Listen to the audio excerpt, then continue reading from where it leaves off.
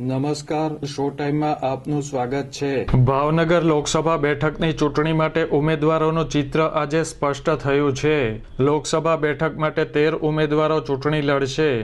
ભાવનગર લોકસભા બેઠકની ચૂંટણી માટે આજે ઉમેદવારી પરત ખેંચવાની મુદત પૂરી થતાં એક પણ ઉમેદવારે તેમનું ફોર્મ પાછું ખેંચ્યું ન હતું। ભાવનગર બેઠક માટે હવે રાજકીય પક્ષોના ઉમેદવારો અને અપક્ષ મળી કુલ 13 ઉમેદવારો ચૂંટણી લડી રહ્યા છે। ભાવનગર લોકસભા બેઠકના ઉમેદવારો અંગે મુખ્ય ચૂંટણી અધિકારી અને કલેક્ટર આર.કે. મહેતાએ માહિતી આપી હતી।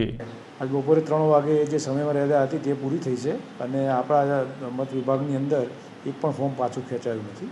એટલે હવે આપણી સાથે 13 ઉમેદવારો રહેશે। 3 રાષ્ટ્રીય પક્ષોના, 5 અમાન્ય રજિસ્ટર્ડ પાર્ટીઓના અને 5 અપક્ષો।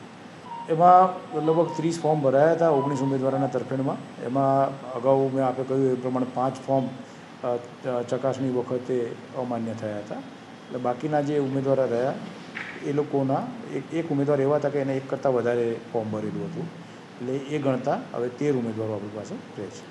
ઉમેદવારોનું ચિત્ર સ્પષ્ટ થતાં હવે માન્ય રાજકીય પાર્ટીના ઉમેદવારો સિવાયના ઉમેદવારોને ચૂંટણી ચિહ્નની ફાળવણી કરવામાં આવશે।